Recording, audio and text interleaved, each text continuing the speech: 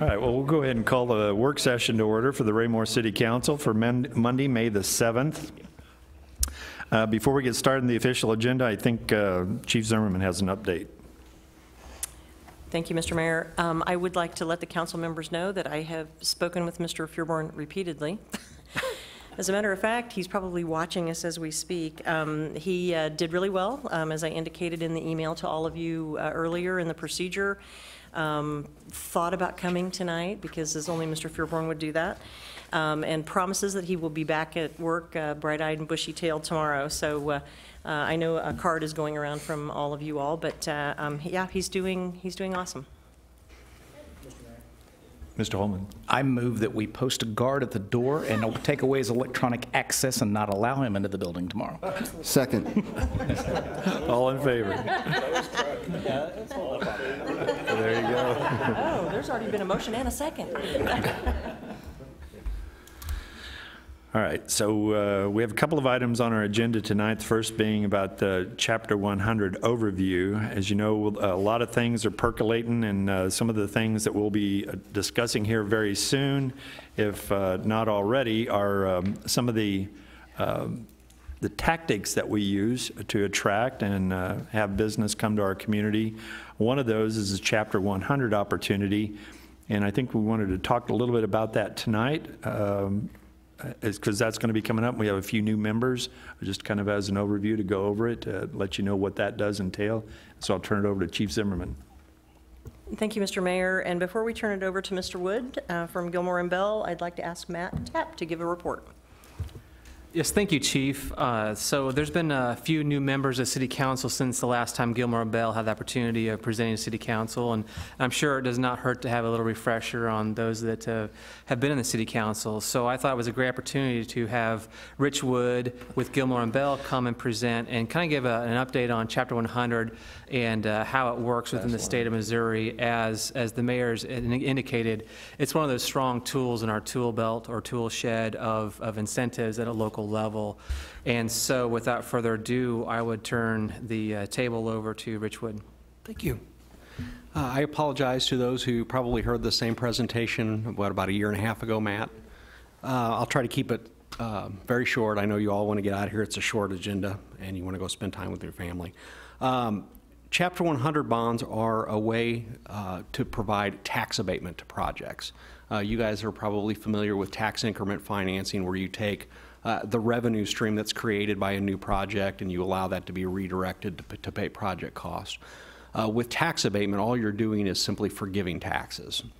And what a developer does is they take that tax savings, they build it into their pro forma, and that may allow a project to happen which otherwise wouldn't happen without that extra addition to their pro forma. There are two ways in Missouri to provide tax abatement. One is Chapter 100, which I'm going to talk about tonight. The other is Chapter 353. There are several advantages that Chapter 100 has over Chapter 353. First, it's the only way in Missouri that you can provide tax abatement to personal property. So if you have a project where there is going to be personal property included in the project, you know, whether it's machinery, equipment, or couches, furnishings, anything like that, if you're going to provide tax abatement, it's going to need to be done by Chapter 100. It also, because as I will describe later, the city takes ownership of the project, and that allows the developer to use what's called the tax exemption on construction materials. So, you know, similar to any other project where the city owns, say, right-of-way, and they hire a construction contractor to go out and build a road for them, that contractor can use the city's exemption certificate to buy construction materials. Because the city owns the project, you can allow the developer to have that same exemption, and that provides a pretty significant benefit to the developers, which for the most part impacts the state of Missouri and not your local taxing districts, because what we found is a lot of the materials are purchased out of city, out of state, out of county. So you're really, it's a good way to provide some benefit to the developer without impacting your local taxing jurisdictions. Also with Chapter 100, you don't have to go through the process of preparing a blight study and making a blight finding. Here's a list of the projects, point up to the screen, list of the projects that can be financed with Chapter 100 bonds. Anything from industrial warehouses, so if you have an industrial park that you want to incentivize, you can use Chapter 100 to provide tax abatement, all the way down to, on the bottom end, office industry, commercial facilities, which even includes apartments, hotels, things like that can be included in that list. And there's another list of examples of office industry and commercial facilities. As I mentioned earlier, the way tax abatement is provided under Chapter 100, the property is conveyed to the city, which makes it exempt from taxation. So that's true for real property and personal property both.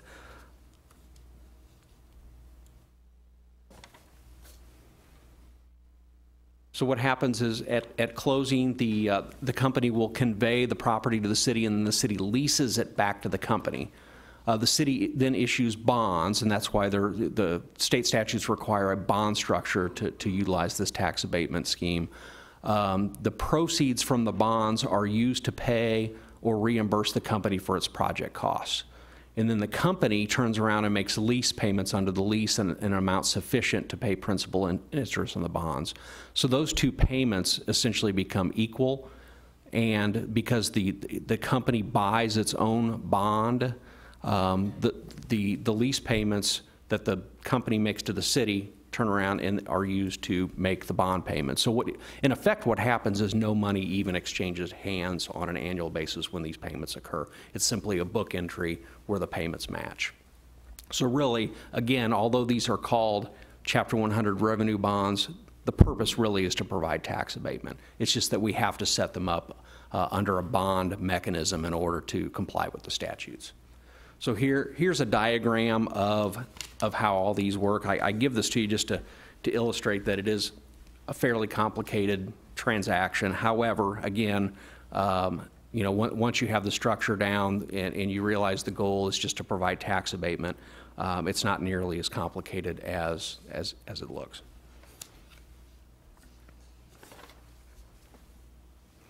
In most cases, cities do not provide full tax abatement. In most cases, the city will require the company to make pilot payments, and those are distributed to the taxing districts. Because the city owns the property, it's completely exempt from taxation. So if you want to provide anything less than full abatement, what happens is you impose a pilot payment obligation on the company contractually, and then annually, when the taxes are billed, the county, or in some cases the city, will bill the pilot amount that's due, and it's collected at the same time as the taxes.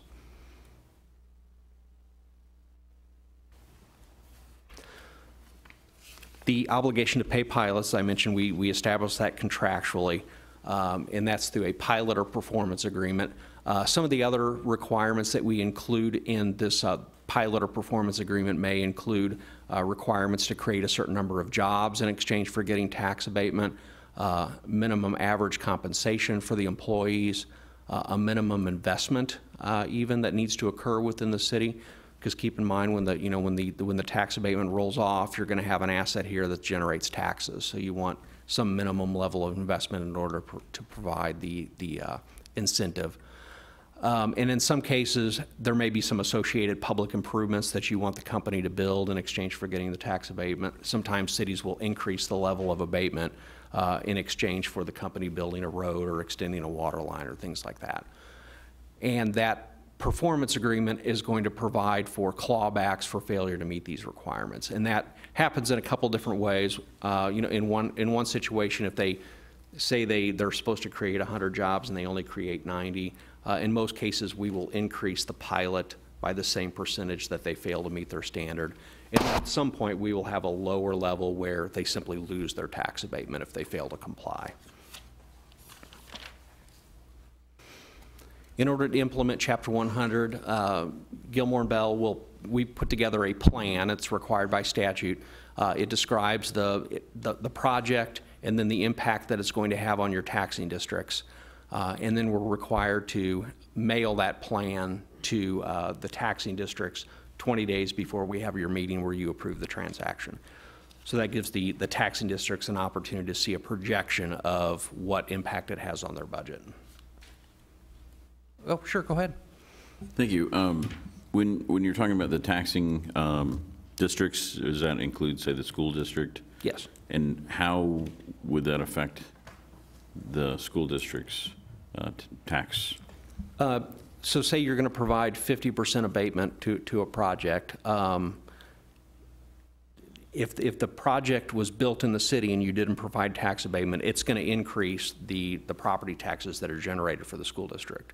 So if you provide tax abatement of, say, 50%, you're taking away 50% of that increased revenue stream that they would receive if the project happened, but you didn't provide tax abatement. So what that plan and cost-benefit analysis that we send to the taxing district shows is it runs the numbers. We take the projected investment of the project, we estimate what the assessed value is going to be, we apply it to the tax rates, and then we show them on an annual basis what loss in revenue occurs. Keep in mind also that, say if you do 50% abatement, the other 50% that you're not abating would not go to the taxing districts if the project didn't happen.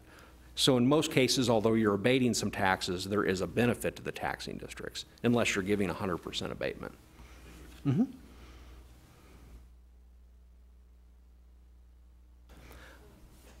Oh, sure, go ahead. Quick question, kind of follow-up from Mr. Burke's question. So does that report also show the comparison to no development versus the 50% versus the whole development? What it will show, it shows a couple different scenarios. It shows the land as it is today and what it's generating in taxes. Then it shows what taxes would be generated if they built the project and no abatement was provided, so the best case scenario. Then it shows the pilot payments that the taxing districts will receive, and then it also shows the company the benefit of the tax abatement. So in other words, in a 50% abatement situation, the pilot payments are going to be the same as what the benefit the company receives. As I mentioned earlier, that a huge benefit of Chapter 100 is being able to provide sales tax exemptions on construction materials. There are a couple different sales tax exemptions that apply to these projects. The most significant one, of course, is the construction materials, but also under state statute, machinery and equipment is exempt from taxation, just as a matter of right. And then in some cases, the sale and lease of tangible personal property, so this would be, say the lobby furniture for a hotel, things like that, can be approved to be tax exempt, but that has to go through the Department of Economic Development for approval. So that's kind of a separate process from the construction materials. Kind of two sets of personal property that can be exempted in two separate processes for that happening. Just real quick, and I'm going to be done. Two issues that come up and we get a lot of questions about are competitive bidding. Is it required on these projects? The answer is no. There's a Supreme Court case that establishes that in these situations, the general rules that are actually found in Chapter 100 don't apply where you are simply providing tax abatement and not issuing revenue bonds for purposes of financing the project. And then also prevailing wages. There's case law in Missouri that says prevailing wages, although they would generally apply to public works projects, do not apply to Chapter 100 bond projects because, again, you are only doing the transaction to provide tax abatement. Happy to answer any questions. Thank you, Mr. Mayor. Thank you, sir, for the brief, very informative. And I had a couple of questions. I had an opportunity to kind of review this, and I was looking through this, kind of opened up some questions for myself just so I can clarify comments tonight. When you talk about the, earlier in your brief, you were speaking to the abatement process and the payments? The pilot payments? Correct. Excuse me, not necessarily the pilot payments, but I believe it's on slide 7 or page 5 as we're looking at it, slide 5. When it's talking, one of the bullet points, city issues bonds and proceeds are used to pay or reimburse company for project costs. that particular portion where you were speaking to the lease payment and then there's a bond or something to that effect. I'm just curious, from a GO bond, I understand that process, we have the ability to levy taxes, and that's kind of back from that perspective. But from a revenue bond, in this aspect and how it's being presented tonight, it's leaning towards a lease back. So the company who's leasing it, they're backing this bond, or who's backing the bond is from a default? The only thing that backs the bond is the lease payment revenue stream. Okay. So what happens, and this is confusing, and this is a very good question. What happens is these companies will go out and get their own private financing. And then that bank loan essentially is used to construct the project. And then those proceeds are essentially run through the bond trustee for purposes of paying the project costs. So for instance, on a GO bond issue, you actually go sell bonds. The proceeds that from the sale of those bonds are put in a trustee account and are used to pay the project. Here, there's no sale of bonds. The company simply buys the bond, and then they take their private financing that they're going to use to construct the project, and that's what it becomes part of the trustee account that is used to pay the project. Okay. And then follow on to that point, from a default, years down the road, should the company default, who's on the hook for that bond? No one. What happens is we terminate the tax abatement and we convey the property back to the company. And that's all that happens to wind this down, because again, there's no real bond issue. There are no bond holders that are damaged except for the company. Okay. The company buys its own bond. Okay. So the only damage that could occur is to that company, and if they have defaulted and we terminate their tax abatement, the transaction simply just collapses. So this is not from a revenue bond perspective, this is not a dual backing, if you will, with the city and the company? No city backing whatsoever. Okay. Again, the only revenue stream that's pledged to pay the bonds is the lease payments that the company makes. Understood. And if they default on those, then we just terminate the entire tax abatement transaction. Gotcha. Okay. Thank you. No problem. Mr. Ullman.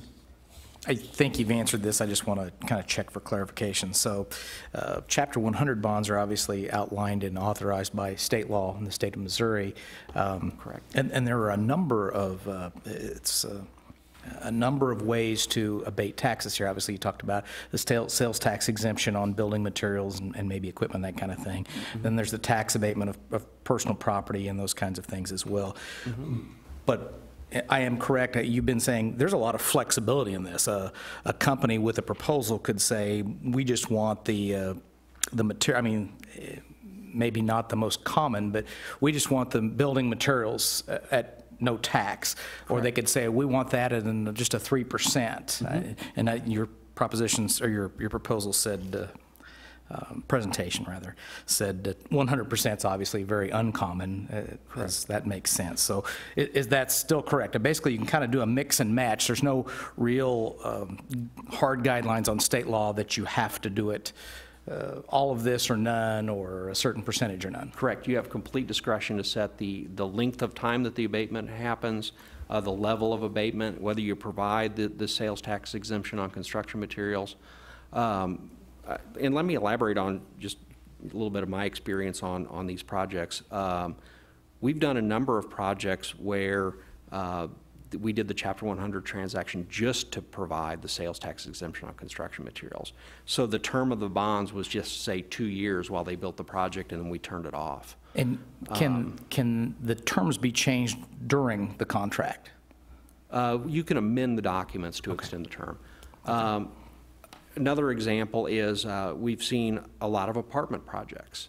And in most cases, and this varies city by city, but in most cases, what the cities are willing to do for those, because it's not, a huge industrial facility, what they will do is they will allow the sales tax exemption on construction materials, but they will try to set a fixed pilot, somewhat close to what the company would have otherwise paid in taxes. So you're not actually providing abatement, but you're fixing that pilot so they can take it to when they take it to their investors and their lender, they have that set revenue stream for a 10 or 15-year period, and it helps with their financing. Now, other communities have abated taxes on apartment projects. I mean, I've worked on projects where, apartment projects where cities abated the taxes 100% for 25 years. So, but I think in most cases, cities don't provide the level of abatement for apartment projects as that they do, or hotel projects that they do for, like I say, a huge industrial park. Thank you. Mr. Barber. Thank you. I was going to ask you what the average abatement was, but I think you couldn't answer that question from what I'm hearing. It's very negotiable and depending on the project. And I had a city recently ask me to put together, just to go back through every one of our Gilmore and Bell projects for the past 8 years and just do a spreadsheet showing what level of abatement was provided and what type of project it was. And what we learned is that there was no rhyme or reason to what was provided. It was just all over the board. Yeah. And I can see where that fixed pilot would have from a business planning standpoint, I could see some big advantage of that. They wouldn't have any surprises that they come in and assess the value, and now the value is assessed twice as high as what they thought it was going to be. Right. You know, we go into these things and the economy's doing one thing, and then by the end of it, it could be booming. And so I could see that some value in that for sure. And you've also had situations recently where assessors have not kept up with, with raising their market values. And then they all of a sudden, jump up values a lot in one cycle. That happened in Jackson County recently. So it would avoid that type situation. Anyone else? Thank you. Okay. Thank you. I'll stick around and listen to the next presentation. Okay. There's no further questions on item A. We'll move on to item B, which is the Goldenrod Company's presentation, and I'll turn that over to the chief again. And I'm once again going to turn that over to Mr. Tapp in Economic Development. Yes, thank you, Chief, and thank you, Mayor. Next on the agenda is a presentation for some friends that have come in from Omaha. We have a development group that is interested in pursuing a project, a multifamily housing project inside Raymore, and I'll just go ahead and let them introduce themselves if they want to go ahead and step up to the mics there on the end. I'll do a brief introduction. As you all may know and recall, there is currently zoned for multifamily the roughly 20 acres between the Dean family property, the southwest corner of 58 and Fox Ridge, and the school. And so Great Plains has that site, and I'll go ahead and let them explain how they found each other, but Great Plains has a potential partner or a potential project on the property. So without further ado, I'll turn the mic over to Randall Leamer with Great Plains. Thank you. I'm Randall Leimer. Many of you have seen me before here standing in front of you, I think. For those of you that are new, I guess I haven't. But Great Plains was the master and is the master developer of the Eagle Glen subdivision, which includes all of there were basically 5 phases of single family. There's already one apartment project, as you're probably familiar with, which we did not build, but we developed the ground and sold that to that developer. And we're kind of down to our last piece of ground in the Eagle Glen development. It's been a very successful project. I'd like to think the city's proud of what we've done there. Many of you will recall Bob Jackson, who was our founder, and we were actively working on some apartment project plans for a number of years, but he was battling pancreatic cancer, and he battled long and hard, but he passed away about 18 months ago. So I've kind of been left with one of the tasks of trying to figure out what to do with this piece of property.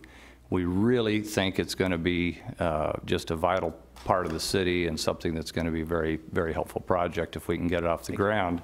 We've met a number of challenges trying to get the pro forma to work for this apartment project. I have to be very honest. It's been a very challenging situation to try to make the economics of it work out in the present environment. So we were fortunate enough to, through one of our partners, which is at one of our New York investment groups, to have met the Goldenrod folks.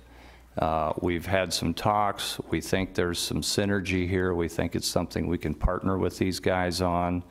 They're much, much bigger than we are. They build lots of projects, apartments, offices, and I won't try to tell you what they do. They can tell you what these guys do. But what they really do is provide all the things that we don't have right now for a project of this size and complexity. So I'd like to introduce Zach Weigert with Goldenrod Group, and I guess I'll let you describe what you want to do and who you are. Sure, yeah, so yeah, they're one of their investors out in New York. The CEO of the company is, you know his name, he used to work for the federal government, was pretty high up. Was a friend of ours, and so we got introduced. We do a variety of things. We've done a couple thousand apartment units, student housing. We do a lot of public-private partnerships with universities. We're the master developer for Nebraska Innovation Campus in Lincoln, Nebraska. Same type of situation for the University of South Dakota, same type of situation for Colorado State University. Developed all over the Mountain West. We probably, I would say in the last 7 years, about $1.2 billion of development we've done. And so anyway, we were introduced about this project. When we originally looked at it, it was a phased project. They were going to basically build half of the site out. And we were of the idea that we should build the whole thing out at once if we're going to do it. And so we came down and met with the Economic Development Department of the city and kind of said if there were some synergies to get the project moving forward. They offered us to come meet with you all and have a discussion about moving the project forward and what your interest level was. We believe there's some real synergy with us and the partners, Great Plains, just because the way the property's owned and that now we give an opportunity to get something developed a lot quicker than otherwise would happen. And with the commercial piece there that's adjoining it, the schools by there and those types of things, we think it could be a real catalyst to get some other things built around in that area. We were looking at about 340 units would be about the number, give or take. I mean, we haven't done full plans yet, but that'd be about the number of units. And in our opinion, there's a lack of what we would call Class A apartments in this market. We feel with some of the growth of some of the industries that are around here and the jobs that are going to be coming here, that this is a community that a lot of people would choose to live in if you had that level of apartment for them to live in. And so we think there's an opportunity to build something that will get higher rates that are currently in your marketplace, which would be good because that's that income is a set, but when you get somebody that's paying more for an apartment, they have a larger disposable income, which is what you want in your community. So we're going to go over, and we're here mostly to answer any questions you may have, but we're really just going to show here's some ideas of some Class A apartments, what they look like. We numbered them just so you could say, I like 7, I like 4, there's no rhyme or reason to the numbers. None of these are exactly what will be built here. It's just ideas of what some Class A apartments would look like, some amenities they may have, and then you can kind of see what those look like to currently what's in your marketplace, and hopefully you feel like we do that's something that would go well in Raymore. So.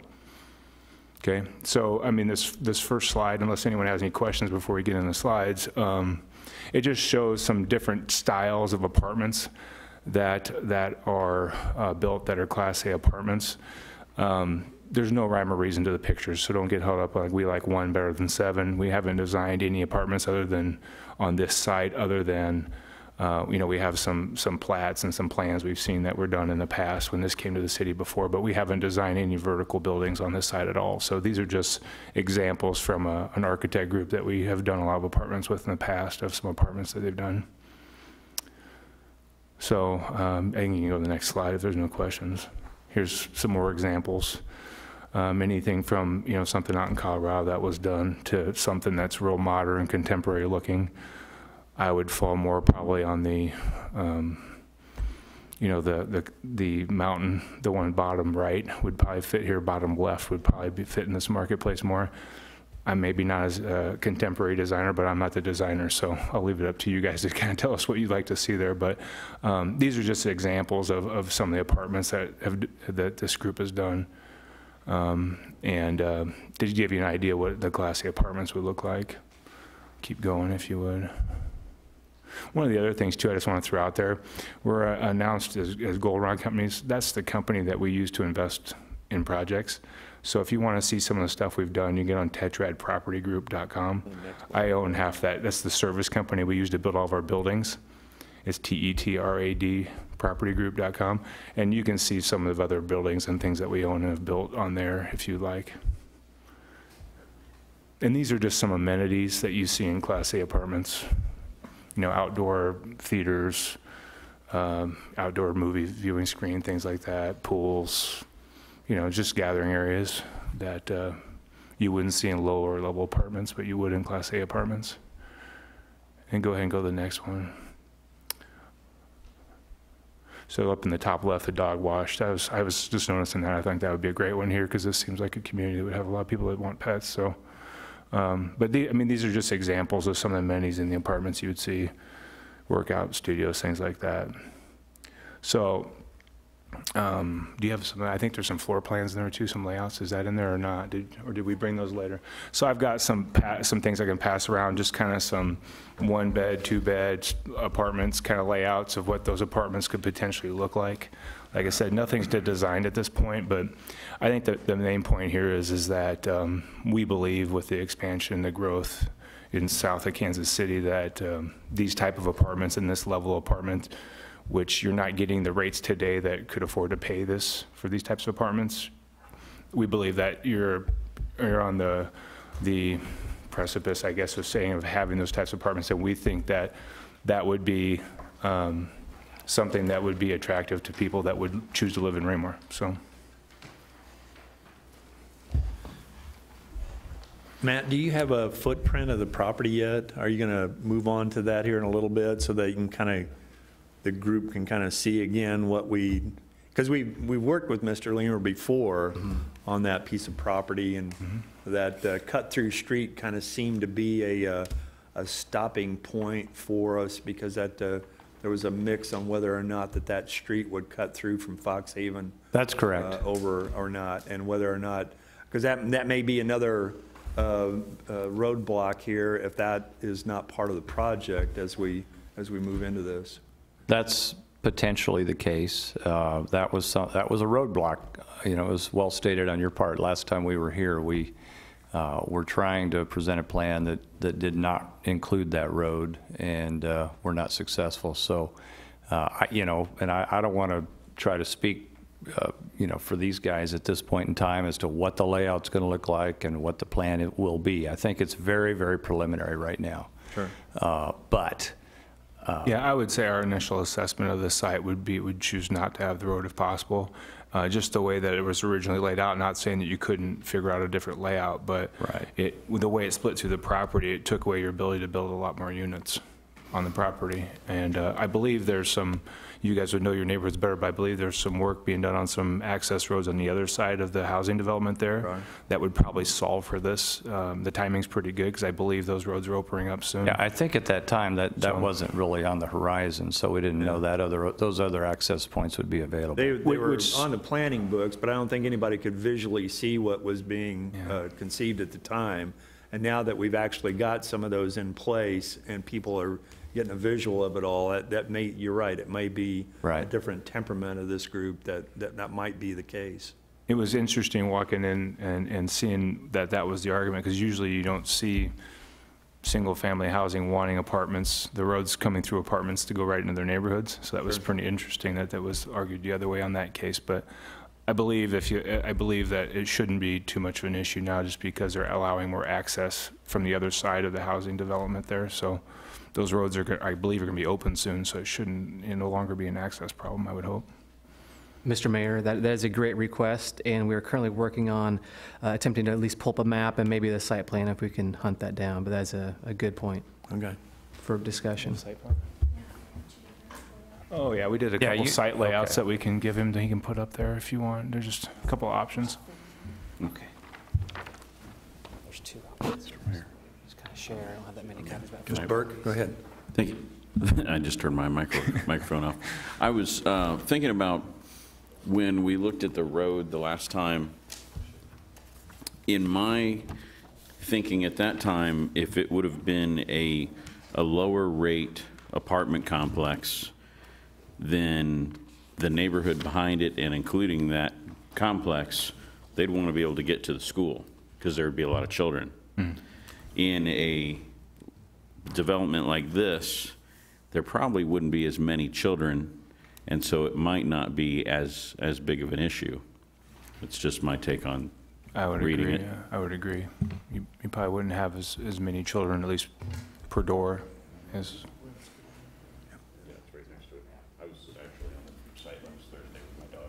Yeah, so the access road, the way it was originally actually just kind of split the property where you could only do kind of townhomes on the one side of the road, and it really limited the amount of units you could put in. Yeah, there's the way, that's the current zoning right now that I think that Matt just put up there. So the school is on the bottom, the south side of that. You can see the Eagle Glen Intermediate School. And so that 5-acre parcel called Parcel 5 there is presently zoned for multifamily townhomes. Right, right. And I believe you can see up on, what is it, C9, C3, I think my eyes are going bad, where you can see where the road kind of comes in off the main drag there above the Parcel 7. That's where a future road would go and connect, and that's what we really think would make the most sense, because that would kind of separate the apartments from the commercial site that I know everybody wants to get developed, and we really think this project would be the catalyst to get that developed. So that seems the more logical place to put the road from our aspect. Yeah, go ahead. Sorry, maybe you said this and I missed it when we were figuring out that we had two different maps here. Yeah, I'm sorry, there's two site layouts, I believe. Okay. We just. So, and one of the things I remember from last time was wanting to actually combine 7 and 5 into one. Is this just a proposal for 7, or is this a proposal for 7 and 5? We would want to propose removing the road if possible and combining 7 and 5. Combining 7 and 5, okay. Yeah. Sorry if you answered that one. No, that's a great question. Yeah, and I would agree with you that Ridgeway Road would be a much, because it would be like a barrier between the commercial side and the residential side, and it wouldn't be a cut through that potential connections could occur. Mm-hmm. I never really understood the desire for the Cooper Drive connection over to the roadway. I was kind of on your team at that time from planning and zoning perspective, right. And I was disappointed that project didn't move forward, but I like what I see so far, so hopefully others will as well. Anybody else have anything at this point to add or ask? Do you have anything additional for us tonight? I don't think at this time. We just, we're happy to be invited to have the opportunity to talk to you, and you know, if it's something that the city of Raymore would like to see, we would love to continue working with your economic development department. I have to say your city staff has been great to work with thus far, and we look forward to working with them more. I think one of the things we have a question here. I'm sorry, Mary. I think we have a question. I'm sorry. Yeah, Mr. Circo, go ahead. Yeah, what I was wondering is, when we're taking that land up to 58, we have the main Foxford, you got the main road, but from here, it looks like you would add more roads going into 58 farther down. I mean, on this thing we had here. I was trying to plot that out. That's commercial property above that. So the property that they would build on would not go all the way up to 58? No. Okay. No, everything in the kind of the pink at the top is the commercial property. And we believe the road that would basically align between the purple and Parcel 7, or the pink and the Parcel 7, would be the great road that would go in, that would separate the commercial from the housing. Okay. Yeah, so it would be everything on the dark brown and the light brown there without the road splitting it on Cooper Drive. That makes sense. Okay, thank you. Right, we're gonna put the mountains there. That's, we're gonna build mountains right there. I'll go ahead. Whatever you like. Yeah. Hey, I'm from Nebraska. We don't have mountains there either, so don't worry about it. Thanks. I was just wondering, you mentioned that these apartments would be different than apartments that we already have. Can you give us more specifics about how they would be different? Construction costs, building type, amenities, look, feel, and I'm just going by the apartments that we've gone by. I've gone by 2 or 3 apartment complexes. What's the one the one that was built up? I'm sorry, I'm dropping the name. We drove by it when we just landed. Longview is closer. I mean, those seem like nicer looking apartments, aesthetically looking apartments. It's just a higher level of quality, higher level of finishes, things like that. It'll be a higher price point to build, would demand a higher lease rate. Mm-hmm. And there may be, I haven't been to every inch of Raymore, so if there is really nice apartments somewhere, but from my understanding, these would probably be the as far as quality level, the nicest ones in the market. Mm-hmm. Mr. Townsend. Thank you, Mr. Mayor. Thank you for the presentation. It's just encouraging and exciting to see what you presented tonight. It's definitely exciting to hear from economic development, the attraction that has come to the city. I have seen in different areas several different apartments that resemble some of your renderings that are in here tonight that would definitely add to the footprint of Raymore. That would definitely bring the residents that we were trying to attract, and would also bring in the businesses as well to support that for the residents that are looking to move into these units. So I'm encouraged, and hopefully this gets the momentum that we all would like to see, because it is, just from this presentation and others, seems to be the springboard that we need to really get things going within the city. And I appreciate you all taking the time to come out to present it this evening. So thank you. Mr. Holman. I would concur with Councilmember Townsend's comments to the fullest degree. I did just have one question on the exterior and interior amenities. I really like that. How many of those do we get to pick, and do you prefer a check mark, or should we just circle the ones we like? You know, what's funny is that we were actually discussing that when we came up for our first meeting, and a lot of times we just put surveys out in the market, because it's you don't want to think you know what every person wants in every market. I half the time can't tell what my wife wants from day to day, and I've been with her for 21 years, so I can't.